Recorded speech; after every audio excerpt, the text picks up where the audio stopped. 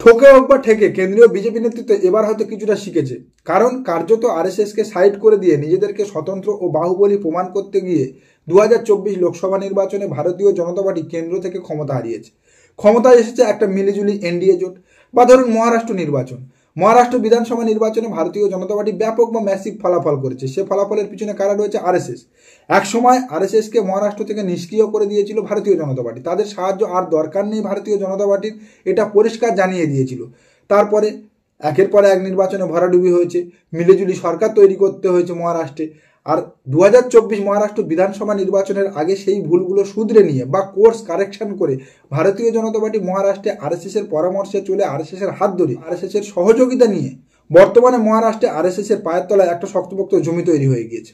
আর এই মহারাষ্ট্র বিধানসভা নির্বাচন এবং 2024 লোকসভা নির্বাচনে একটাতে ঠকে এবং একটাতে ঠেকে কেন্দ্রীয় বিজেপি নেতৃত্ব বুঝে গিয়েছে আরএসএস এর ভূমিকা ভারতীয় জনতা পার্টির জন্য কতটা গুরুত্বপূর্ণ, আরএসএস এর পরামর্শ ভারতীয় জনতা পার্টির জন্য কতটা গুরুমন্ত্র। যে কারণে আগামী 2026 বিধানসভা নির্বাচন নিয়ে বঙ্গে ভারতীয় জনতা পার্টি আরএসএস এর শরণাপন্ন হয়েছে। 2026 বিধানসভা নির্বাচন পাখির চোখ করে ভারতীয় জনতা পার্টি আরএসএস এর সহযোগিতা চেয়েছে বঙ্গে, কারণ 2021-এ 200 আসনের ডাক দিয়ে ভারতীয় জনতা পার্টি বঙ্গে মুখ থুবড়ে পড়েছে।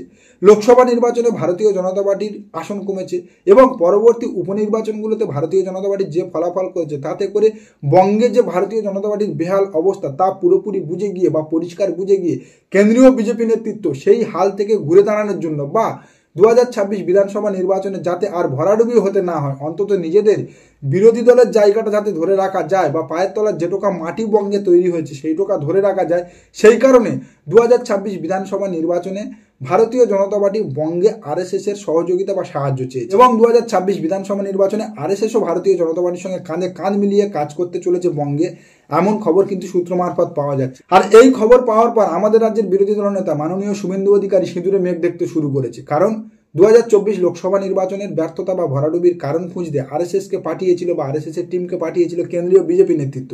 আরএসএস এর টিম বঙ্গে 2024 লোকসভা নির্বাচনের ভরাডুবির কারণ খুঁজে যে রিপোর্টগুলো কেন্দ্রীয় বিজেপির কাছে জমা করেছে তার রন্ধে রন্ধে বা ছত্রে ছত্রে রয়েছে নব্য বিজেপির বারবারন্ত।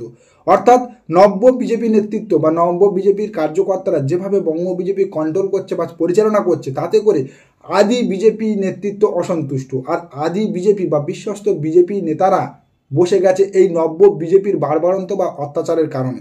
আগামী 2026 বিধানসভা নির্বাচনে বঙ্গে যদি বিজেপিকে ঘুরে দাঁড়াতে হয় তাহলে সামনের সারিতে কোনো দলবদলু নেতাকে রাখা যাবে না। কোনো একজন এমন মুখকে সামনে রেখে বিজেপিকে আগাতে হবে যার ওয়েট মমতা বন্দ্যোপাধ্যায়ের সমতুল্য হবে। অর্থাৎ মমতা বন্দ্যোপাধ্যায়কে কাউন্টার করতে পারবে বা মমতা বন্দ্যোপাধ্যায়ের বিপরীতে ভরসাযোগ্য মুখ হিসাবে ভাবতে পারবে বঙ্গের মানুষ, এমন কোনো ব্যক্তিকে সামনে সারিতে রাখতে হবে যার বিরুদ্ধে কোনো কারাপশন বা দুর্নীতির অভিযোগ থাকবে না, যার গায়ে দলবদলুর কোনো তকমা থাকবে না। এমন ব্যক্তিকে সামনে রেখে আগামী দিনে আগালে ভারতীয় জনতা পার্টি বঙ্গে ঘুরে দাঁড়াবে এবং পায়ের তলার মাটি ধরে রাখতে সক্ষম হবে। আর আরএসএস এর সেই রিপোর্ট পাওয়ার পর তার উপরে তদন্ত শুরু করেছিল কেন্দ্রীয় বিজেপি। কেন্দ্রীয় বিজেপির সেই তদন্তে উঠে আসে বর্তমানে বঙ্গ বিজেপির শীর্ষে যে নেতারা বসে আছে তারা যেভাবে ছড়ি ঘোরাচ্ছে তাতে করে আদি বিজেপি নেতৃত্ব অসন্তুষ্ট এবং আদি বিজেপি নেতৃত্ব সম্পূর্ণ ঘরে বসে গিয়েছে, তারা কাজ করছে না। যে কারণে বর্তমানে সদস্য সংগ্রহ অভিযানে 1 কোটি সদস্য সংগ্রহ অভিযানে ভারতীয় জনতা পার্টিকে বঙ্গে মুখ থুবড়ে পড়তে হয়েছে। আর এমতো অবস্থা দাঁড়িয়ে আগামী 2026 বিধানসভা নির্বাচন একেবারে দোরগোড়ায় এসে পড়েছে। আর আগামী 2026 বিধানসভা নির্বাচনে বঙ্গে নিজেদের পায়ের তলার জমি ফিরিয়ে আনার জন্য কেন্দ্রীয় বিজেপি ও আরএসএস এর পরামর্শে শিলমোহর দিয়েছে।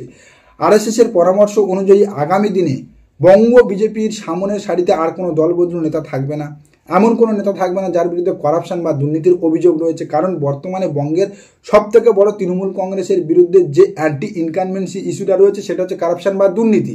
তাই এই দুর্নীতি ইস্যু দিয়ে শাসক দলকে চেপে ধরতে হলে সামনের সারিতে কোনো দুর্নীতিবাদ নেতাকে রাখা যাবে না, এটা কিন্তু কেন্দ্রীয় বিজেপি ইতিমধ্যে সার্কুলার জারি করে দিয়েছে। আর যে কারণে আমাদের রাজ্যের বিরোধী দলনেতা সিঁদুরে মেঘ দেখতে শুরু করেছে, কারণ শুভেন্দু অধিকারীর বিরুদ্ধে সারদা নারদা থেকে শুরু করে কাঁথি কোঅপারেটিভ দুর্নীতি, একাধিক দুর্নীতি বা স্ক্যামের অভিযোগ রয়েছে এবং সব থেকে বড় হচ্ছে তার গায়ে দলবদলু স্ট্যাম্প রয়েছে। যে কারণে বঙ্গ বিজেপির সামনের সারি থেকে শুভেন্দু অধিকারীকে সরানোর তোড়জোড় কিন্তু কেন্দ্রীয় বিজেপি শুরু করে দিয়েছে। তাই 2026-এর জন্য বঙ্গে ভারতীয় জনতা পার্টি এমন একজন ব্যক্তির সন্ধান করছে যার গায়ে দলবদলুর তকমা নেই, যার বিরুদ্ধে কারাপশনের অভিযোগ নেই এবং যার সর্বজনবিদিত গ্রহণযোগ্যতা রয়েছে। মমতা বন্দ্যোপাধ্যায়ের বিরুদ্ধে এমন কোনো মুখকে সামনে রেখে 2026-এ মমতা বন্দ্যোপাধ্যায়কে কাউন্টার করতে চাইছে ভারতীয় জনতা পার্টি। আরএসএসের পরামর্শে ভারতীয় জনতা পার্টির এই সিদ্ধান্তের ফলে সিঁদুরে মেঘ দেখতে শুরু করেছে আমাদের রাজ্যের বিরোধী দলনেতা। কারণ আরএসএসের পরামর্শ অনুযায়ী যদি 2026 বিধানসভা নির্বাচনে শুভেন্দু অধিকারীকে সাইডে রেখে বা শুভেন্দু অধিকারীকে পিছনের বেঞ্চিতে বসিয়ে নতুন কোনো মুখকে সামনে রেখে ভারতীয় জনতা পার্টি বঙ্গে জয়ে ঝাঁপায়, তাহলে শুভেন্দু অধিকারী যেভাবে বঙ্গ বিজেপিতে ছড়ি ঘোরাচ্ছিল, শুভেন্দু অধিকারী যেভাবে বঙ্গ বিজেপির মাথায় বসেছিল, নিজেকে বঙ্গ বিজেপির হত্যাকর্তা বিধাতা বলে তুলে ধরেছিল এবং আগামী 2026 বিধানসভা নির্বাচনে নিজেকে মনে মনে সেম প্রজেক্ট করে ফেলেছিল, সেই জায়গা থেকে শুভেন্দু অধিকারীকে সরে আসতে হবে। আর মনে মনে তার যে অভিসন্ধি বা বাসনা, মুখ্যমন্ত্রীর চেয়ার বা গদি দখলের যে স্বপ্ন, সেই জায়গা থেকে সরে আসতে হবে এমন ইঙ্গিত পেয়ে আরএসএসকে যেনতেনভাবে আটকানোর জন্য শুভেন্দু অধিকারী ইতিমধ্যে তোড়জোড় শুরু করে দিয়েছে, যাতে করে আগামী 2026 বিধানসভা নির্বাচনে আরএসএস বঙ্গে এসে ভারতীয় জনতা পার্টির সঙ্গে কাজ না করতে পারে বা আরএসএসের পরামর্শ অনুযায়ী কেন্দ্রীয় বিজেপি না চলে। 2026 বিধানসভা নির্বাচনে আরএসএসের কোনো প্রয়োজনীয়তা নেই। আরএসএস ছাড়াই বঙ্গ বিজেপি একাই ক্ষমতা দখল করতে পারবে বা নিজেদের পায়ের জমি ফিরিয়ে আনতে পারবে। এটা কেন্দ্রীয় বিজেপিকে বোঝাতে সাতমন তেল খরচা করা শুরু করে দিয়েছে আমাদের রাজ্যের বিরোধী দলনেতা শুভেন্দু অধিকারী। কিন্তু সূত্র মারফত যা জানা যাচ্ছে, কেন্দ্রীয় বিজেপি 100% চাইছে আগামী দিনে বঙ্গের বেহাল দশা থেকে উঠে আসতে, আরএসএসের পরামর্শ দিতে এবং আরএসএসের সঙ্গে কাজ করতে।